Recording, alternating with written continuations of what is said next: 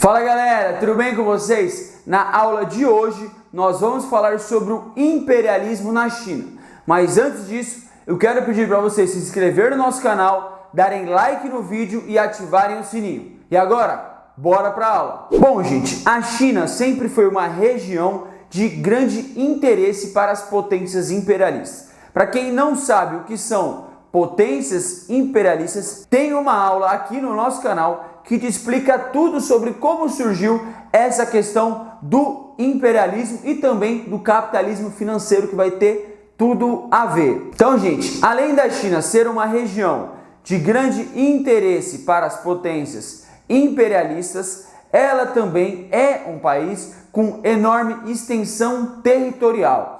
E nesses locais podiam ser investidos capitais na indústria e nos transportes. Porém, o governo chinês era extremamente centralizador. E isso colocava inúmeros empecilhos à invasão estrangeira. Então eles sabiam se defender. Então, apesar de não exercer esse domínio político sobre a China, a Companhia das Índias Orientais Britânicas comercializava em território chinês e o produto principal que era comercializado era o ópio.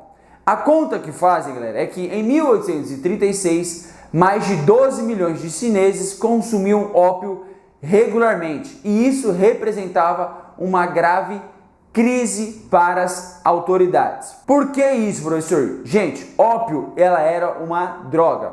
E essa droga destruiu várias pessoas e famílias, e muitos camponeses deixaram de cultivar os alimentos para plantar as papoulas, que davam origem ao ópio. Além disso, galera, a comercialização do produto causou um grave problema financeiro para a China. Os chineses pagavam a mercadoria com moedas de prata, o que levou à fuga desse metal precioso que existia dentro do país. Então, na primeira metade do século XIX, o governo chinês, evidentemente, tentou impedir a comercialização do ópio no país. E para segurar o negócio na China, a Grã-Bretanha, percebendo isso, transformou essa disputa em uma guerra. E essa guerra aconteceu entre 1839 e 1842. Bom, os ingleses já começaram com tudo. Então eles bombardearam algumas cidades na costa sudeste da China e destruíram vários navios chineses. Como os ingleses eram muito mais desenvolvidos industrialmente que a China logo se rendeu e assinou em agosto um tratado de Nanjing de 1842, que estabeleceu a abertura de alguns portos chineses ao comércio com a Grã-Bretanha e transferia o território de Hong Kong ao domínio britânico. Então, entre 1879 e 1905, a China foi invadida por britânicos, franceses, norte-americanos, russos, alemães e japoneses, que se instalaram no país e conseguiram alguns direitos de comércio. Ou seja, galera, a China estava tomada por forasteiros e os chineses não tinham mais nenhum domínio sobre o seu território. Então era crise total para o governo chinês. No início do século XIX, a população camponesa da China estava em situação de extrema pobreza e isso fez com que houvesse um aumento da criminalidade. Bom, pensem comigo. Logicamente, isso vai preocupar quem? As potências exploradoras ocidentais, porque isso iria diminuir o seu lucro. Se tem gente roubando, você vai lucrar menos.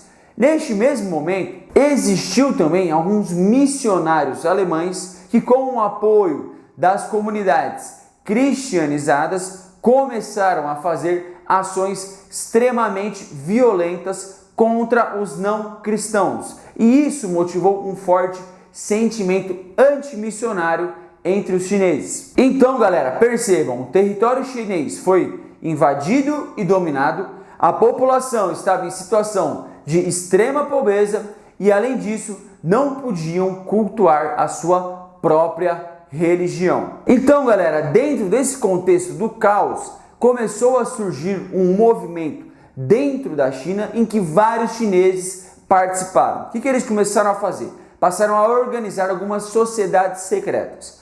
Uma dessas sociedades mais importante era a sociedade dos punhos harmoniosos e justiceiros. Essa sociedade, gente, combinava duas tradições dos camponeses chineses. Essas duas tradições são o boxe chinês e o xamanismo. O xamanismo, gente, é uma recepção religiosa que confere ao xamã a capacidade de entrar em transe e se conectar com o mundo espiritual. Essa conexão capacita a pessoa de curar doenças, influenciar a natureza, facilitar a caça, adivinhar segredos, conseguir prever o futuro, afastar o mal e também exercer funções de um sacerdote. Então isso fazia parte da religião deles. Os boxers, que também faziam parte dessa sociedade secreta, passaram a ocupar parte da cidade de Pequim em junho de 1900. Então as práticas deles eram incendiar diversas áreas e isolar representações diplomáticas estrangeiras, ou seja, eles não queriam conversa com o estrangeiro. Dias depois desse evento que aconteceu, o governo chinês, que era comandado pela imperatriz Cixi, que também apoiava a revolta, declarou guerra às potências imperialistas. E depois dessa declaração, Grã-Bretanha, França, Japão, Rússia e Estados Unidos organizaram uma ação conjunta para combater essa rebelião e com isso conseguiram invadir Pequim. Então, apenas em 1901, um acordo de paz foi assinado. Logicamente, gente, os boxers foram derrotados e perseguidos e várias autoridades chinesas foram fuziladas. E, gente, além dos países europeus invadirem e explorarem os países, eles exigiram ainda uma indenização de 333 milhões de dólares da China com a condição de serem pagos há anos e com juros altíssimos. Além disso, para garantir a integridade territorial, a China foi forçada a fazer inúmeras concessões econômicas aos países do Ocidente que eu acabei de citar para vocês. Então, galera, essa foi a nossa aula de imperialismo na China. Eu espero que vocês tenham gostado e até a próxima.